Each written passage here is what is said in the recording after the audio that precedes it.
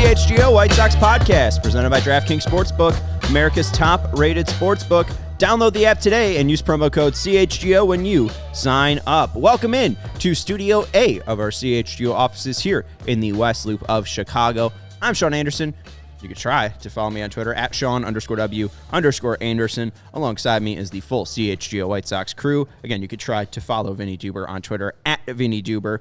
He's got a post up at All CHGO, a brand new post about the pitching depth, which, according to ESPN, was ranked 7th by ESPN's Bradford Doolittle. So, hey, dude, their bullpen is good. Their rotation is good. It's just what happens if any of those guys get hurt. We'll preview the pitchers later. That's the talking. That's the point. We're doing the infield. That's Herb Lawrence. Hello. You can follow him on Twitter at Ecknerall23. He's our CHGO White Sox community leader.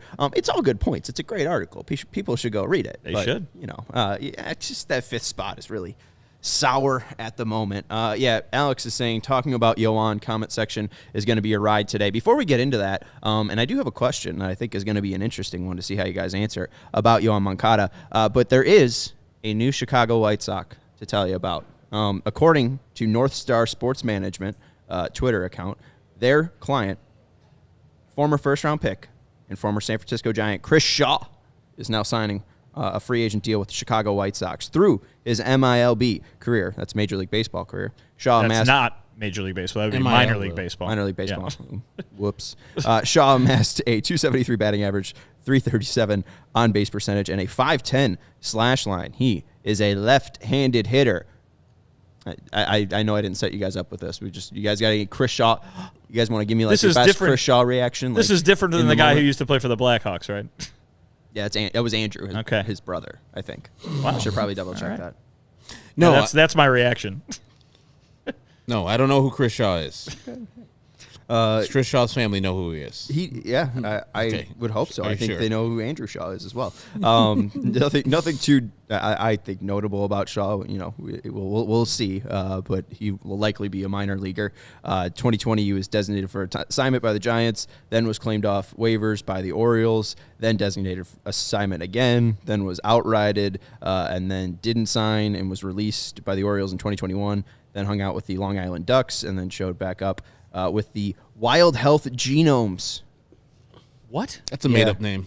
The Atlantic League of the Professional Baseball The team name is the Genomes? And out of Lexington, Kentucky, the Wild Health Genomes. They share the field as they're owned by the same group as the Lexington Legends and shared Wild Health Field with the Legends. And they're the Wild Health Genomes. It sounds like that's a company softball team. Did at least kick ass in this independent league? Who? This Chris Shaw. Oh, I don't know. The Genomes also were disbanded just a year after they were just the Chris Rock meme grand opening, grand closing in 2022. Yeah. They opened and closed with the Long Island Ducks and the Kentucky Wild Genomes. 860 in 117 games played in 2022.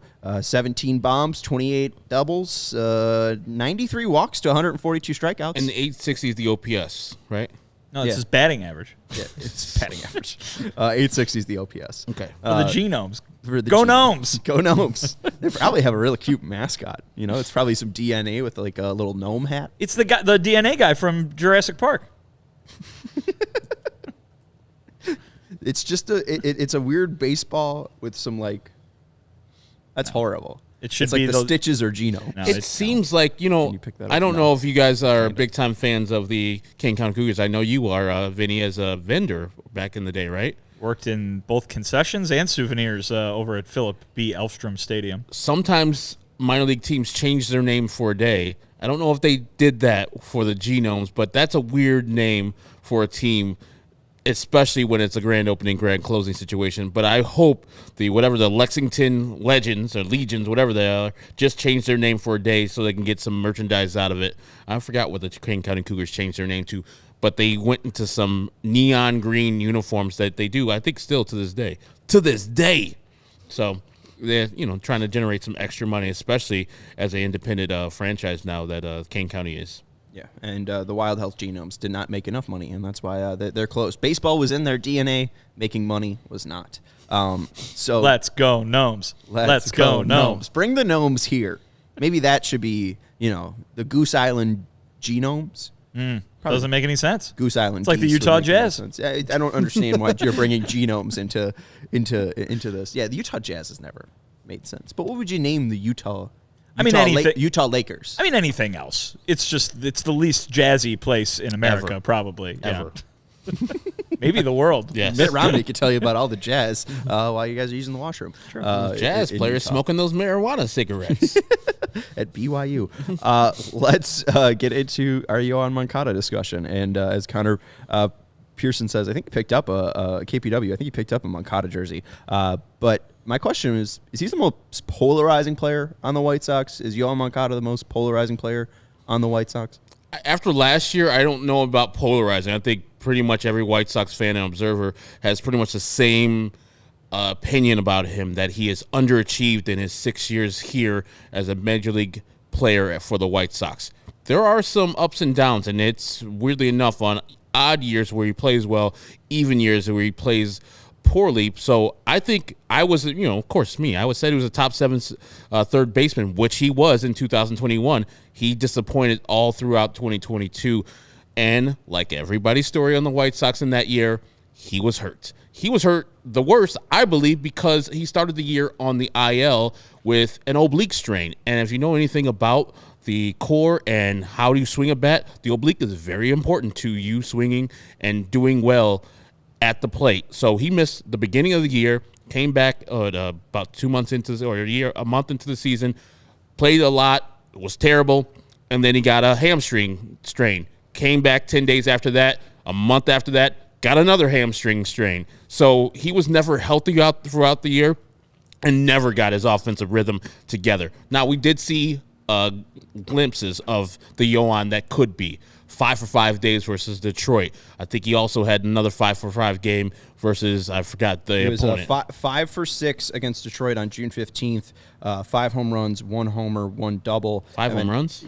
No, 1 home run, 5 RBIs. That'll be a record, friends. 1 double, 1 home run, 5 RBIs, 5 for 6 effort in a 13-0 win, and then against Oakland, 5 for 6, 1 double, 2 homers, 5 RBIs. So, we've seen the glimpses. In 2019, he had a 5.5 F4, and his weighted runs created was 139. He was a player that we're seeing ascend. We're like, okay, here we go. Yoan Moncada is going to finally be the player that we thought he was. 2020 was a COVID-shortened year for both the team and himself, and then I think in 2021, he had a good year, even though he was still dealing with the after effects of that deadly disease. I think in 2023, the sky is the limit, but also we could see bad Yoan, because last year, even though he was in the lineup, he did not play well offensively. It's his worst offensive season by far in his career. And so I don't know what we're going to get from Yoan. Just playing the odds, the 2023 should be a good year, but I don't know the motivation Yoan has down there with him. Maybe he needs to make another video. Probably. You can borrow Vinnie's shirt. It's the same shirt. He came out hot that year. I don't have the shorts, though. I don't have the matching shorts. To answer your original question, Sean, I don't think he's the most polarizing player anymore. Herb kind of got to it because, I don't know how many backers he has out there at the moment among White Sox fans, whereas a year ago, right, I think, you could point to a pretty sizable split. Mm-hmm. I think right now the most polarizing White Sox player is probably Lucas Giolito. Yes, sir. That would probably be my guess, but certainly maybe nobody is as for lack of a better word, triggering than Yoan Moncada. A lot of folks will hear his name, see a story written about him, and just use that as an excuse to go off. But listen, he was the first one, right? He was the first. Obviously, Tim Anderson was here already, but Yoan Moncada, of the guys acquired to power the rebuild, he was the first one to arrive. He was the top-rated prospect in baseball, the first one of those that they had, and with that comes expectations. And if there's anything we learned from last year and the way White Sox fan reacted to last year, expectations really kind of drive the bus in terms of that reaction is going to be. So when you got a guy who is the number one prospect in baseball, this guy is going to be a slam dunk star, and yet that has yet to materialize. Obviously, that's going to cause some negative opinions and obviously some some fiery ones at that. Yeah, shout out to B-Flow for the super chat. Well, tip of the hat for you. We'll crack a Goose Island after the show for you. Good show, boys. Which of yous most belongs in Yoan's next music video? Do any of you want to, state a claim? I mean, you know him the most, or I guess. I mean, I've spoken to him. Yes, I haven't. I also Harv hasn't. accidentally purchased the same shirt that he's wearing in that music video and have worn it. But if you know my musical tastes, you will know that they probably don't overlap with Yoan's very, very much. What I think he should do is, a weird kind of cold open to the music video. Kind of like see him like put some work in, right, and then you get a little media scrum, right, where Yoan Moncada's talking and you got you, Merk, James. I don't know if James wants to be in a music video. Lamont, right, hanging out. What? Why would Vinnie turn down? James would be the most appropriate to be in that music video cool. between the three people that you named. We'll throw in Lamont as well. What about the Dutchman? Our guy Dutch, yeah, Daryl as well. Why not have that, and then you get into the music video? Him driving home. I already got this music. I mean, call me Yoan Moncada. I'll direct the music video. I'll make the case for directing it. Vinnie, I think, probably best for being in it, unless you want to. Stake a claim here, Herb. No, I can't dance. Especially not. That's not true. You and Jimbo can dance. You and Jimbo cut it up at the tailgate. I mean, anybody can dance the electric slide and/or the Casper shuffle. Casper slide. Yoan Moncada's making the same type Cupid of music, shuffle. Right? There it is. Anybody can do that. Can you dance bachata and/or reggaeton, Sarah, who's our producer today? I don't know what that is. You don't know what reggaeton is? Well, that's a no then, I suppose. I know the Cupid shuffle, and I can do the electric slide, but I have no idea what you just said. Okay. Sorry. It's great music. That's what it is. I'm only 23. I'm trying my best. These kids there you go. Well, maybe Yoan covers the electric slide.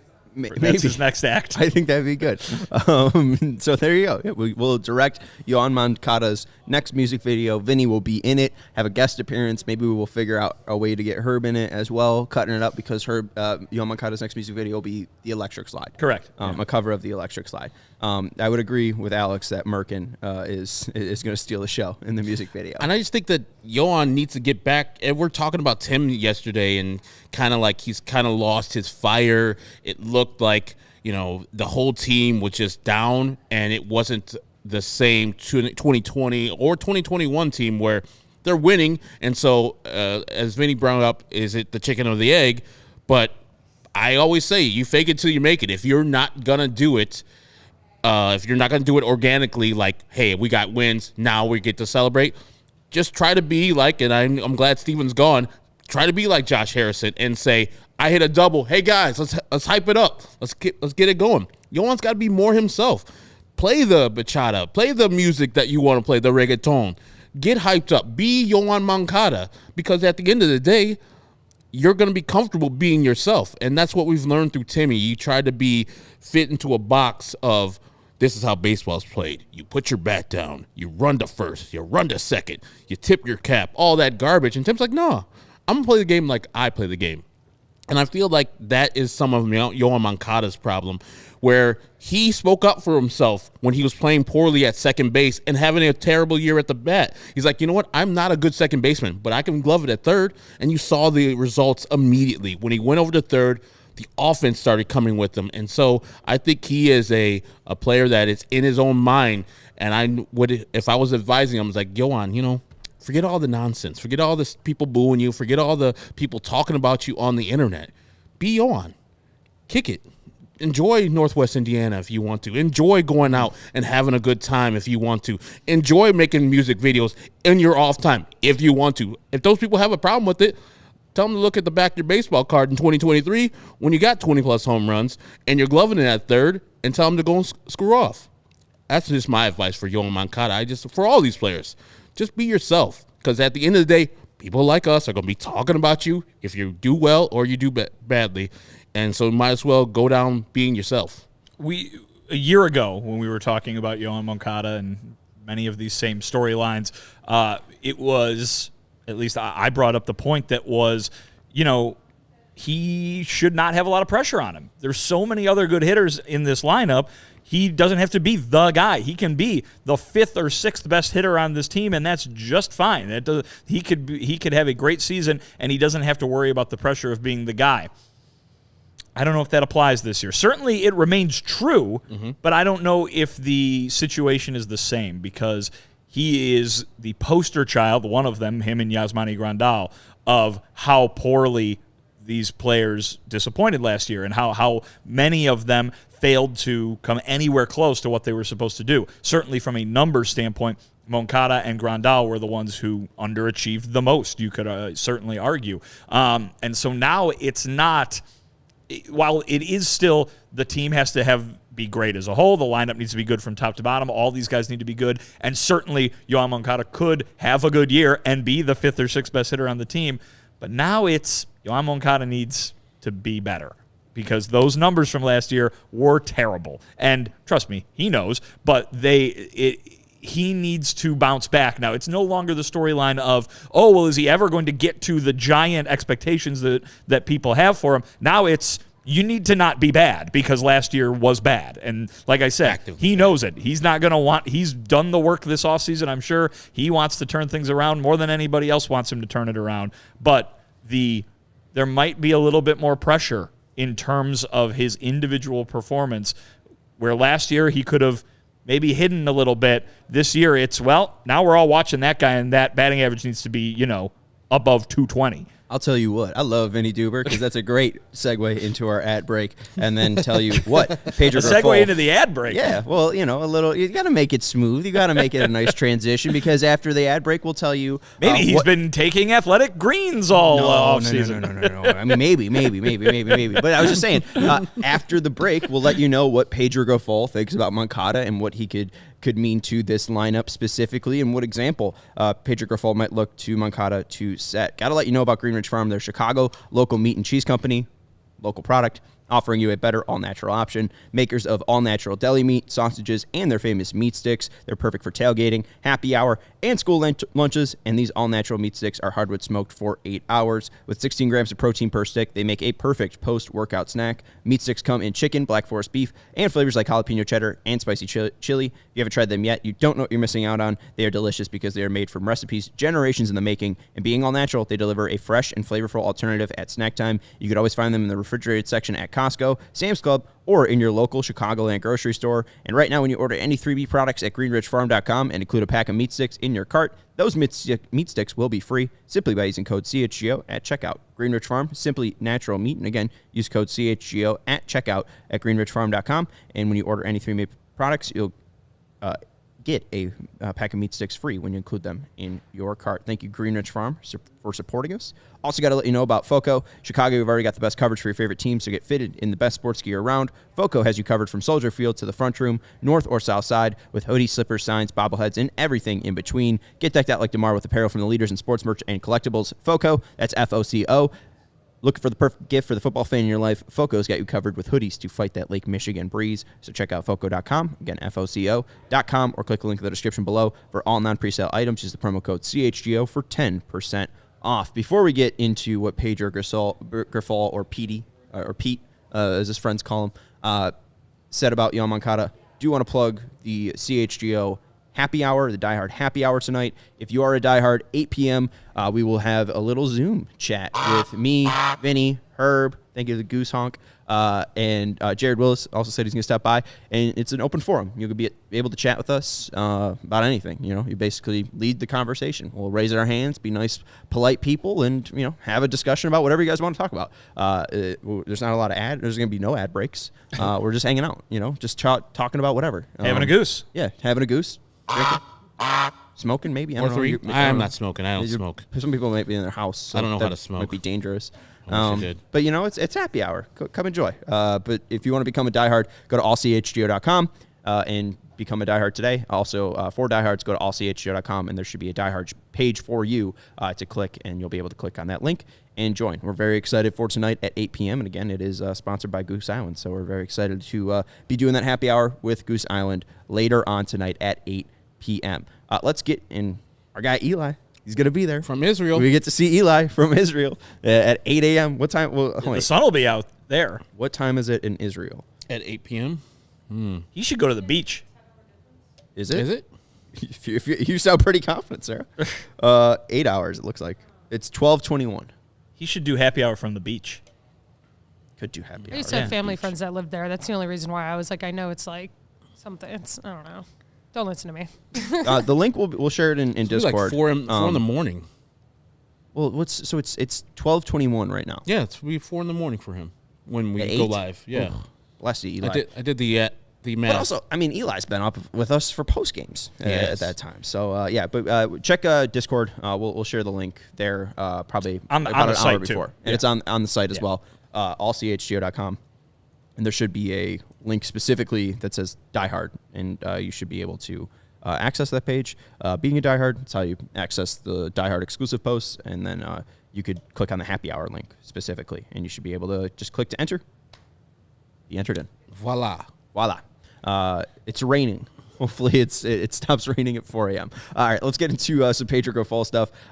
This is what he said, and I thought it was very interesting because, correct me if I'm wrong, he was the first player, Yoan Moncada was the first player that Pedro Grifol brought up as White Sox manager. Yeah, so Pedro had his introductory press conference way back in November, and then after that, had a side session with us beat writers, and basically asking him about that whole offensive identity that's going to be such a big storyline this year. Can the team fix what went wrong offensively last year? And so he wasn't asked about anybody specific, but in that answer, he brought up Yoan Moncada, saying, "Oh, can we get him back to walking? The amount that he has in the past. He's obviously shown such a great mastery of the strike zone. Can we get him back to being a guy who gets on base via the walk and obviously puts runs on the bases there for the other guys to drive in?" So, listen, as I just mentioned, Yoan's going to be under a microscope because of the offensive failings of last season for him. Here's the guy coming in, tasked with turning things around for everybody on that roster. And what does he say? I've already got some ideas on what we need to do in order to get Yoan Moncada back to being Yoan Moncada. And I wonder what Pedro Grifol, will do with the lineup and Yoan Moncada. As we've been discussing, we're pretty much all in agreement that Andrew Benintendi will pretty much be the second hitter. And, I think because of the high on-base percentage, it fills out the lineup a little bit better. For my liking, I would want Yoan to be hitting either 6th or 7th in this lineup. And it's like you were saying earlier, like to be the 6th or 7th hitter on this team takes some of the pressure off of you, but also he only has 2 years left on his contract with a club option for the 3rd year. He needs to get going. He's only will be a 28-year-old man this year, and if you're not having consistent good years going into these contract years, the White Sox will not be signing you for that club option, which I think is $25 million in 2025.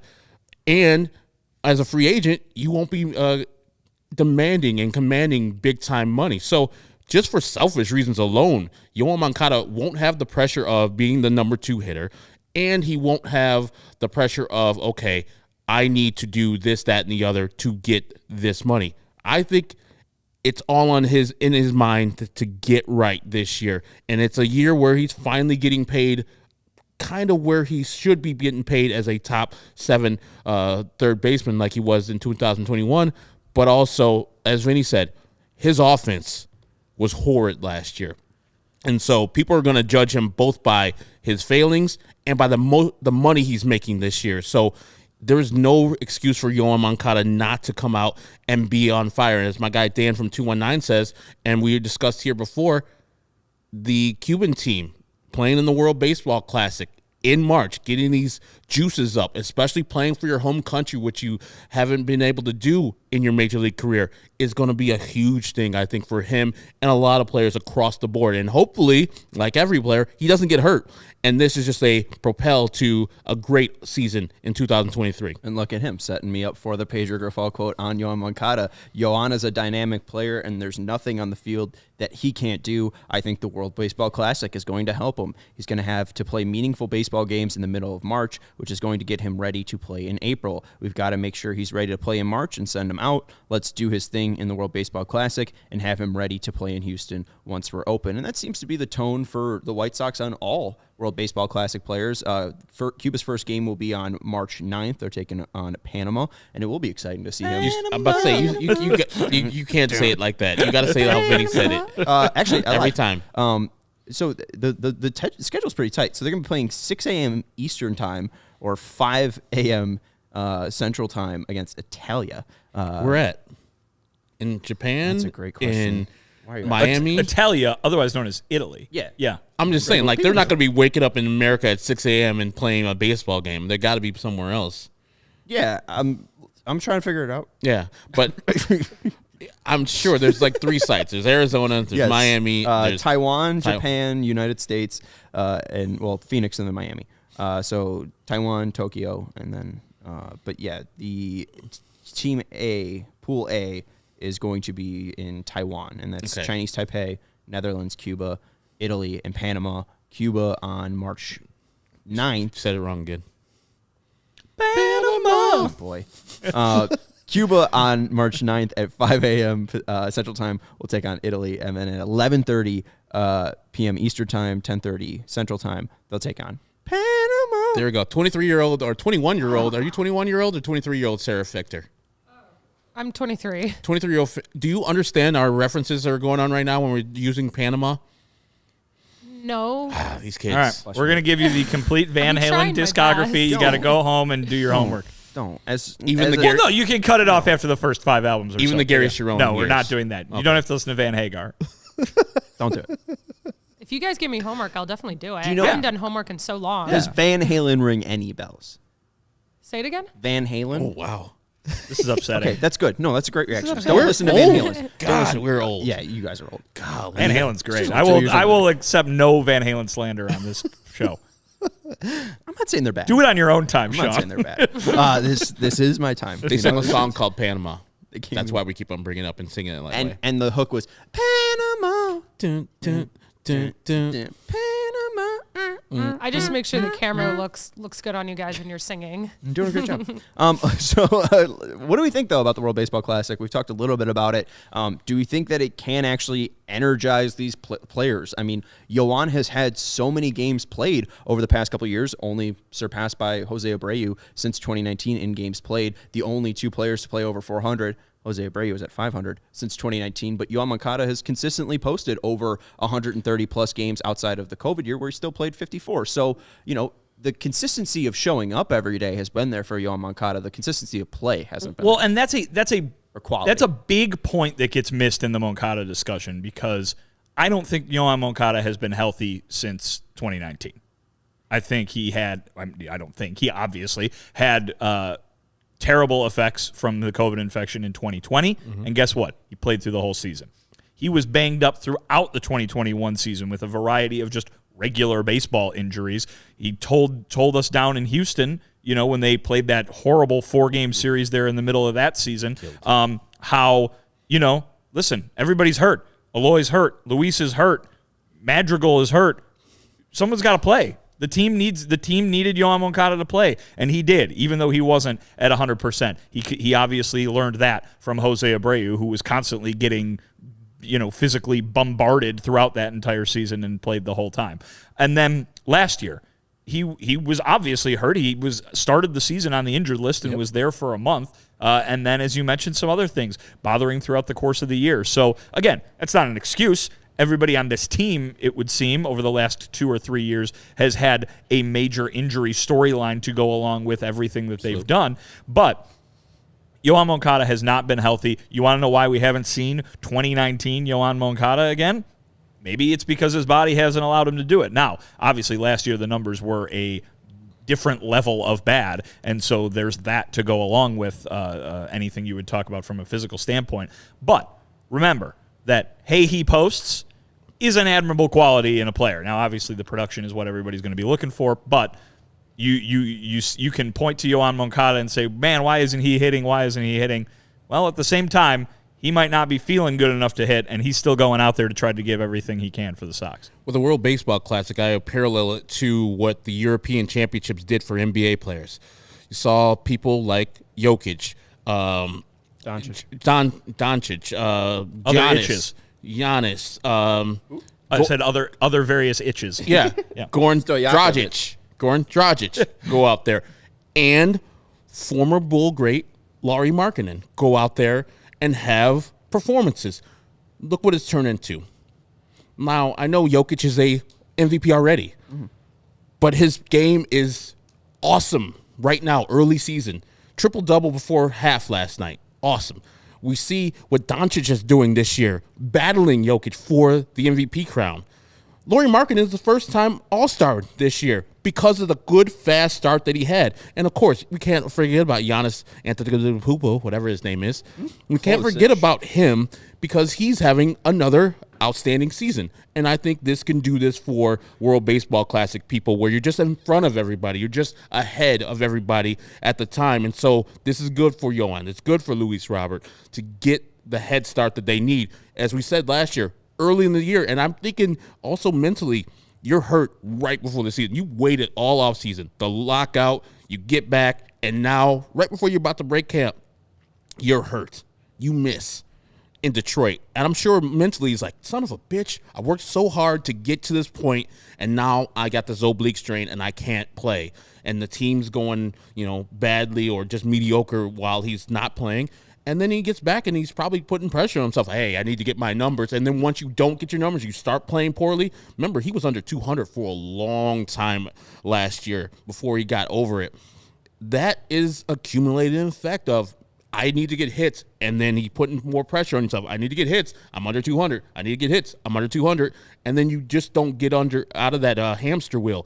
I think playing well in the World Baseball Classic will have a nice catapult effect for everybody, especially hopefully with the White Sox players. And what do we keep saying, Herb, too? WBC might not be your guys' favorite thing of the baseball season, but hey, it matters to these players. Yep. They're excited to play in this event. They're excited to wear their country's name on their chest. You can talk all you want about how much you are paying attention to the results of spring training games. Spring training games are practice. The WBC is not practice. It is not Major League Baseball, but it is not practice. It is a step above practice. And so you talk about what Pedro said, just getting in that mode of playing competitive baseball games, playing games that matter on a daily basis. You're not doing that in the Cactus League. These guys that will be playing in the WBC are going to be doing that. Yeah, and two, I've always compared Yoan Moncada, or thought it was similar to Robinson Cano's start, just being top prospects, and they both started at second base. Obviously, Moncada has made that switch, but Robinson Cano also having the benefit of being a left-hander. Moncada typically bats from the left side, also being able to flip it around to the right side. And in Cano's first 5 years, he consistently posted, never played less than 122 games. Moncada obviously was hampered a little bit in 2020. Everyone was with the 60-game season in 2020. So his numbers are going to look a little bit off in his first couple of years. But Cano in his first 734 games, a 111 OPS. Moncada in his first 539 games, 112 OPS plus. So very similar to Robinson Cano. But then in Cano's 27th year, third in MVP voting, 141 OPS, 29 bobs, 41 doubles. Moncada had possibly his worst offensive year. He still posted, so that's something that is good. He wasn't sidelined. He wasn't able to not try to put that effort out, and hopefully that consistency can come back. And Cano, 2009, participated in the World Baseball Classic. 2013, participated in the World Baseball Classic. So maybe that could be something. I'm trying to find stats for what Cano did, but there's no stats. No WBC stats? No, I can't find them anywhere. Do you know what Yoan Moncada's son's name is? One of his son's name is? Robinson Cano. Yeah, well, Robinson Moncada, yes. Oh, okay. But he named him after Robinson Cano because he, had no idea. Just like you, he saw the similarities between him and his game, and he loved his game. So, yeah, that's why he's named his kid Robinson Moncada, because he loves his game. So hopefully he's able to bounce back and reach Connor Smith. the John Atkins diet. John Atkins diet. What a jerk. I'm not against Yoan getting on roids, but I guess it would be illegal. I wouldn't suggest it. Let's take a quick break, and we'll talk a little bit about where he can make some of these improvements, some of these strides.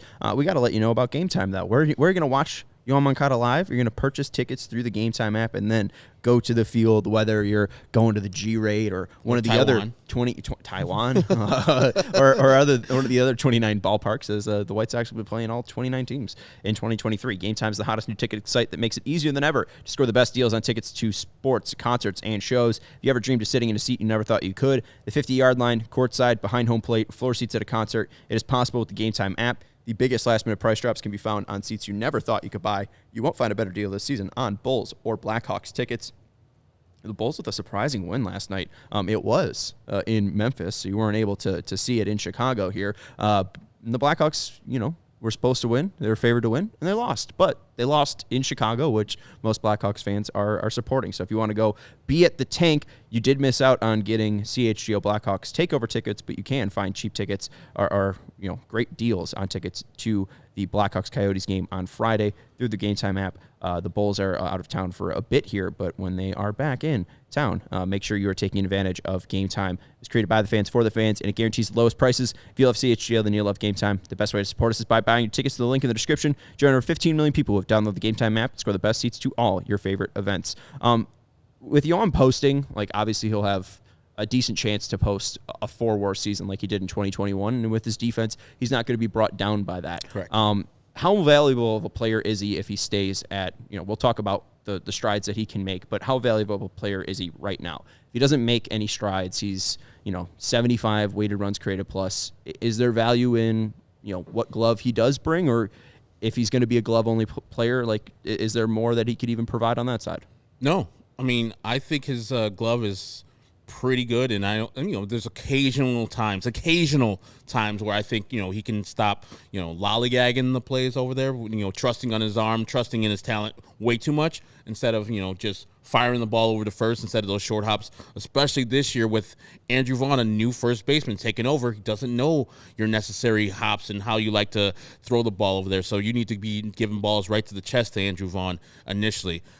But if he's the player that he was in 2022 with a 76 weighted runs created plus, and he's making more money, and I'm not that person who's pocket checking, but people are, and the White Sox are pocket checking because if they're going to be paying you premium money, which they signed you to extension a long time ago, they're going to insist on premium performance. I don't even need him to go back to 2019 year. That in his career right now is the anomaly. That was a outstanding, I'm going to be an MVP one of these year. I want 2021 year where the homers weren't that big. I think he hit 14 home runs that year, but he was on base 37% of the time, 38% of the time. That's all I want from Yoan Moncada. His offensive profile is good hitter that knows the strike zone, that will accept his walk. And like Pedro Grifol said, if you walk 80 times like he did in 2021, I'm fine with that because I know out of that will be coming some good hits, and I don't even care about the average. Just get on base more than 35% of the time like you're used to, like you're supposed to. His career is way too wasted right now, and the luck about this is he's only going to be 28 this year. So he has room to grow in his prime right now. So, yeah, if he's the guy in 2022 with a superior glove and let's say he goes up to 90 weighted runs created plus, that's still disappointing. I just need him to get to what you said, where Robinson Cano was in the 111s weighted runs created plus, or the 120s if he could get there. I'll be elated, and that won't be too much of a stretch for Yoan Moncada to get there. I don't think we're asking too much for Yoan Moncada. I think last year, as I said, with most of these players, you could just throw it away because it was for everybody, for the most part, a terrible year.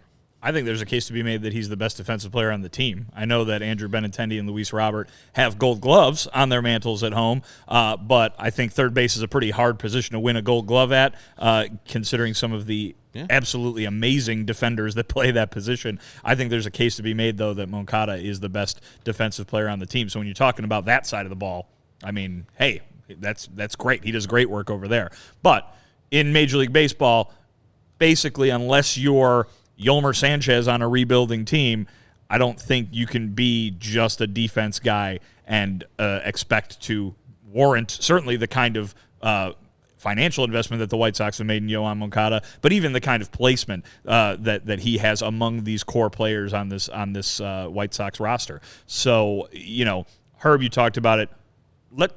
A very reasonable improvement to see Yoan Moncada make would be walking, would be showing what he knows about that strike zone and getting back to what he did when he racked up a whole mess of walks and showed that he could contribute offensively, even if he's not even putting the bat on the ball. The thing you worry about is last year, saw a few things from him that reminded me of 2018 when he was kind of in his own head about where he's so good at knowing that strike zone that he thinks he, can outthink the umpire on it sometimes, and really he's watching too many balls come by. What turned him into the 2019 version of Yoan Moncada was taking a page out of the Tim Anderson book and getting aggressive and letting the bat fly a little bit more, and it produced some of those numbers that everybody has been salivating over and waiting for ever since. So I think that there's a fine balance to be struck there, and we'll see if Yoan Moncada can do it, because if he's going to be the hitter that everybody thinks that he can be, it might need him to back off of that on-base skill that he's got. Yet, at the same time, if he's going to continue to struggle with the bat, the on-base skill is the best way for him to keep helping people out or helping the team out. So it's a very fine line. I think he's got the ability to do both well, but we've yet to really see both of those things materialize in the same season. I guess 21 would have been the closest that we would have seen. 2019 was his best fielding year according to outs above average. So, 2019 was, I would say, that year. He had 6 outs above average at third base. So I'm talking about walking and creating good offensive numbers, at the same time. So I think, like I said, he's got to walk that fine line between being an on-base guy and being a guy who can smoke the cover off the ball, which we know he can do both of those things. Mm-hmm. I don't know if he's yet to strike the perfect balance between those two. Well, and just to then talk about that, the 2 seasons he's been over 4 WAR have been both positive defensive years. So again, maybe like he was at a 6 outs above average in 2019, 2 in 2021. So we saw a little bit of a flash of that, like you said, in 2021. Do you see KPW did some research for you? I did. I was looking for 2009 because that was Cano's first year. But if you could scroll up, Sarah, KPW did give me this World Baseball stats for Robinson Cano. In 8 games, he slashed .469, .514, .781 with 4 doubles, 2 home runs, and a World Baseball Classic record, 15 hits. It's why he was the MVP that year.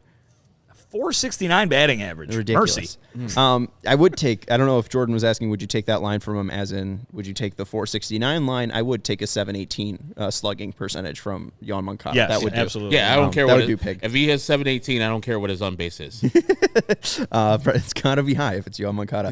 Yeah. So Connor also brings up Jose Valentin ditching switch hitting in 2004, that he was horrid from the right side. There was some stats back in 2021 from Fangraphs talking about switch hitters' handedness splits. Moncada, and this is data that's 2022, January 2022, so it doesn't include this year or the past year, but Moncada's weighted on base versus lefties, 306, weighted on base versus righty, 349. He has the 4th highest difference, WOBA difference, between handedness. So I do wonder if there is a possible, contention there. Maybe the White Sox want him to go left-handed only. We haven't really heard much of that, but there was even talk about that before his first year in the majors, before he first came to the White Sox in 2018, but that really never materialized. I do wonder if that's something that does help him.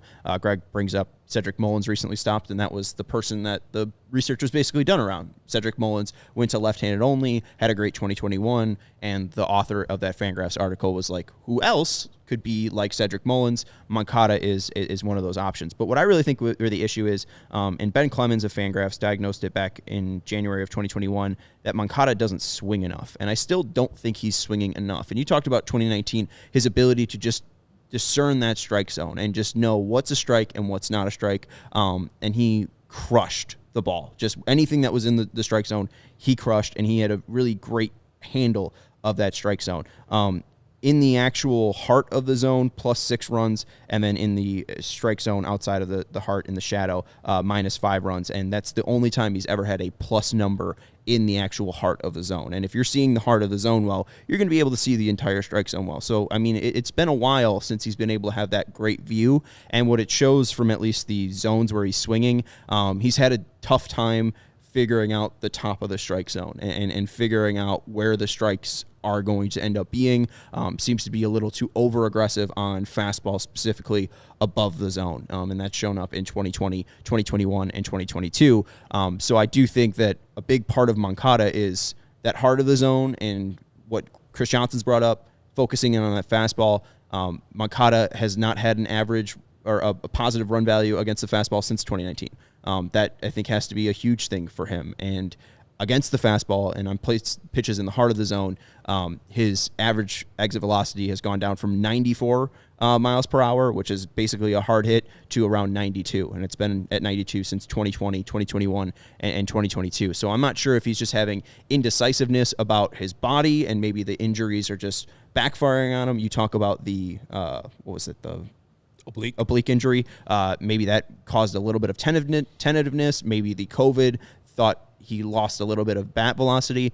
Maybe he should be with Tim Anderson out at Driveline, building up some bat velocity. But I do think that there is something there for Moncada where that aggressiveness, kind of finding that swagger, where we talked about that with Tim Anderson yesterday, Moncada has to find that as well, because I think so many of these players it is so gut reaction. And if you doubt that gut at all, then you just start to see that hesitancy and you start to see you fall behind the 8-ball.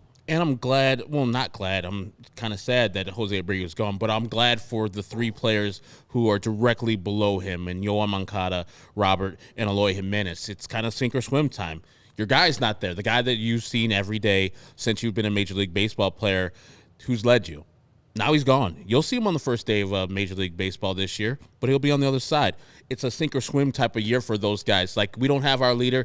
No more excuses. No more, hey, if Jose's doing this, we got to do that type of thing.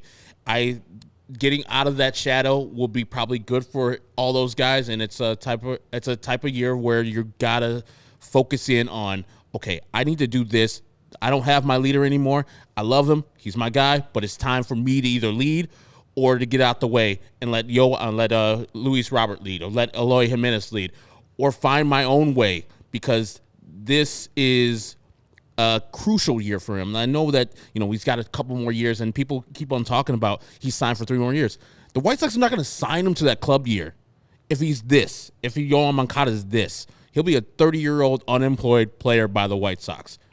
Unimaginably, he'll be gone in 2 years. Same thing with Tim Anderson, not unemployed, because Tim Anderson will find a job. But if Yoan continues playing like this, I don't know if he can make a team in 2025. Because if you're just all glove and looking for big time money, you're gone. So Jose being gone, I think, forces those guys to, like, all right, put up or shut up. You don't have the protection of the leader, the pizzo behind you. So that's my thoughts on that. I just wish that he takes an assertive and aggressive fashion, and that was the story, right? That Jose was one of the people that told him, like, you're just passive as hell, man. This ball's in the zone, crush it. And I think if you don't know the high strike zone, don't swing at it unless it's a 2-strike thing where you're protecting.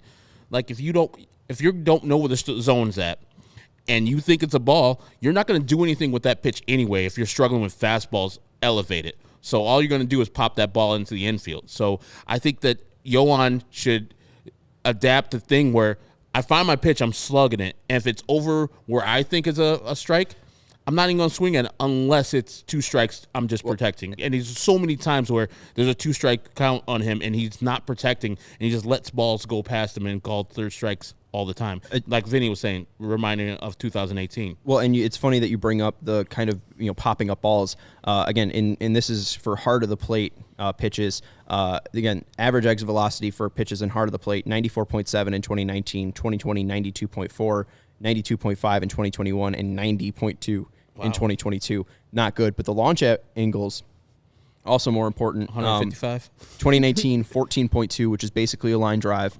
2021, 14.2, again, a line drive, but you're losing about 2.2 miles per hour on each batted ball on an average. But then in 2020 and 2022, his worst years, 17.8, which is basically flare-ups, especially with the level that you're hitting up. He's getting under balls. He's not truly driving those balls, and since 2019, he's had a negative run value on pitches in the heart of the plate. Hitters pitches, like the balls that you are supposed to be smashing, negative 16.1 in 2021, negative 5.2 in 2020, and negative 9.4 in 2022. Not good stuff. That's ridiculous. Yeah, awful. I didn't think it was that bad. It is. Even in 2021?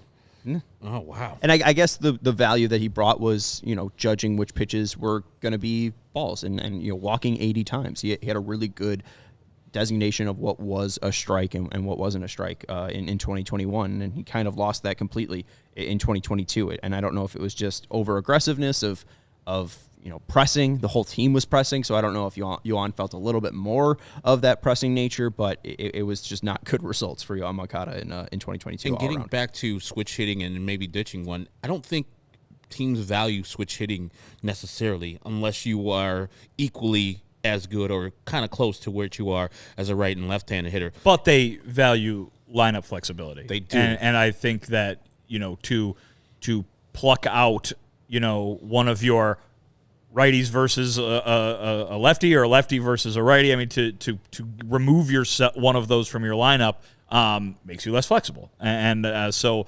it certainly is a positive attribute to be able to be a switch hitter because you have versatility. You can go out there and help your team against either hand of pitcher, help them even more against either hand of pitcher than you could, even if your numbers are successful against both from just one side.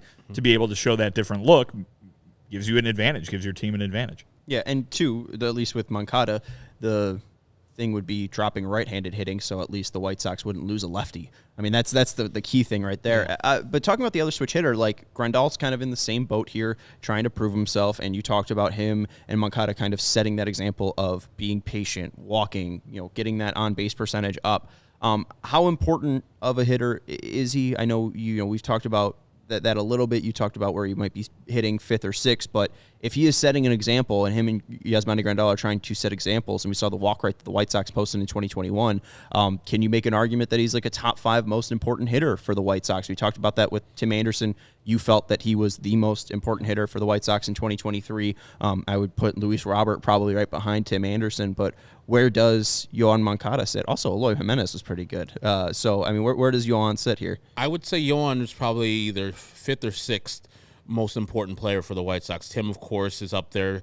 Luis and Eloy, those would be my top 3.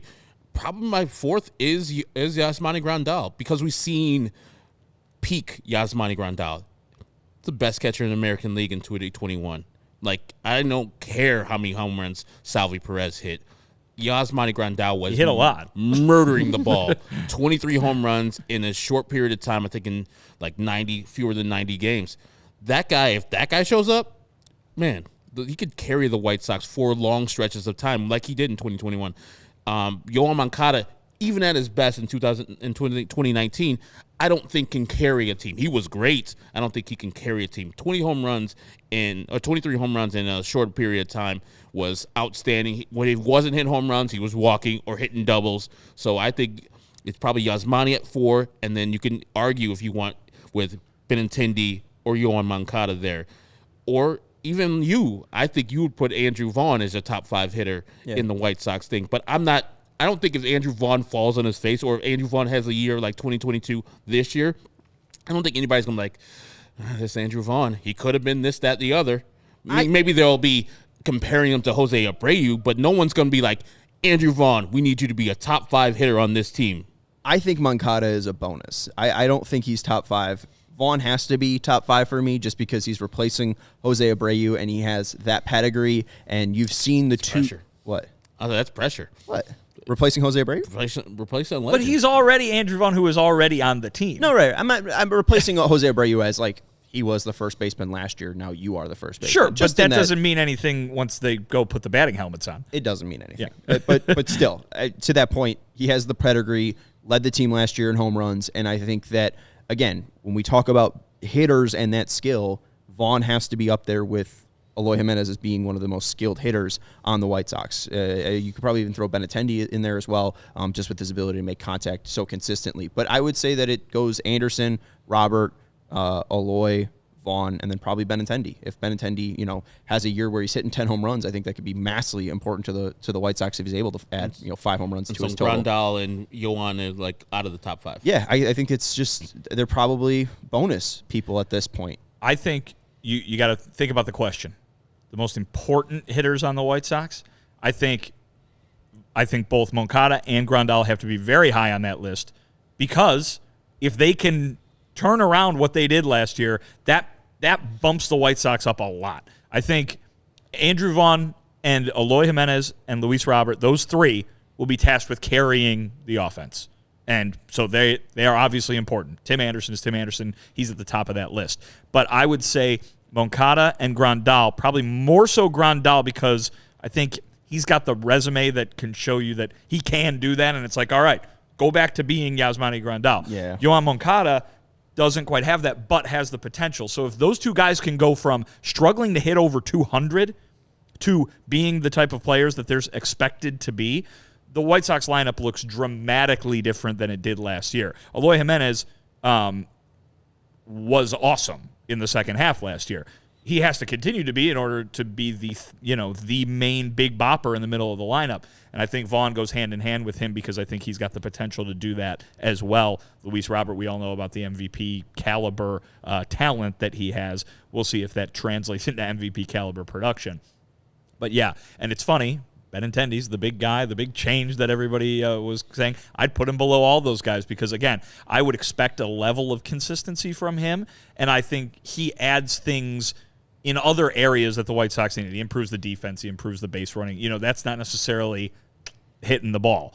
I think that Moncada and Grandal are so important to this team this year because the White Sox didn't go out and quote-unquote replace them in the lineup, right? They are still as important to that lineup, load-bearing walls in that lineup as they were going into last year, and they couldn't bear the load. I agree. They need to do that this year in order for the team to be productive offensively and be the opposite of what they were a year ago. The most important thing, though, is health for them. Like for everybody. Right, but like Moncada and Grandal specifically, I don't think they need to have career years for this team to win the division. I think Tim Anderson, Eloy Jimenez, and Luis Robert, if they have career years, Andrew Vaughn, you could throw that in there as well, then this team will win the division if those four teams have this career team's trying years. to win the World Series. They should have done more. They should have spent more money. But this is the thing, though.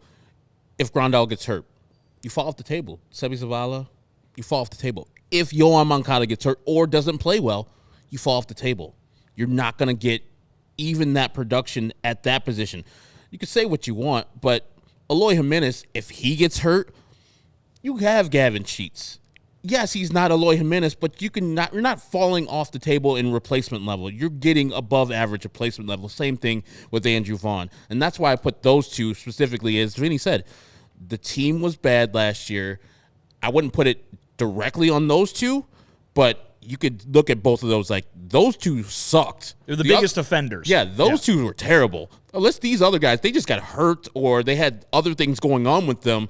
But if they play, we're good.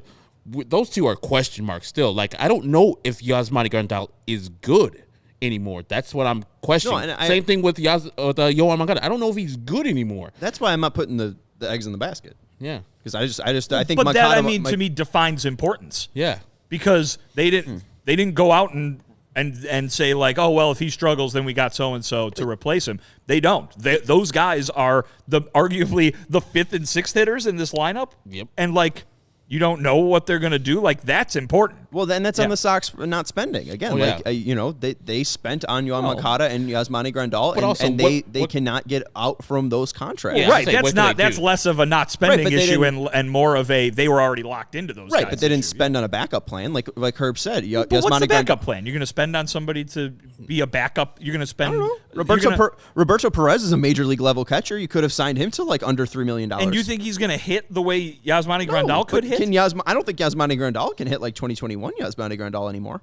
I think the injuries that he's occurred are too detrimental to a catcher. I mean, you're talking about the knees and the back. That's going to give after 2 months. It has to. I mean, like you're just 34 years old. Dr. Anderson over here. I don't know. I mean, hey, he's working with the Hawks. Strength and conditioning guy. He's going to be saving goals and hitting home runs. We'll see. If it happens, I'll eat my words, right? But even with Moncada, like we're talking about, the most important stat is always exit velocity, how hard you hit in the ball. And in 2019, he was helped massively by a huge BABIP that was over 400, a batting average over 400 on balls in play, and that's because he was had some of the highest exit velocities. 93.1 was his average exit velocity, 115.8 was his max exit velocity, and it's gone down from 93.1 to 87.8, 90.1, 88.7. I just don't think that player's still in there, and we're not hearing about this certain workout plan and whatever to get there, and maybe it gets to that point. You don't have to hear about the work in the offseason as long as it's happening, but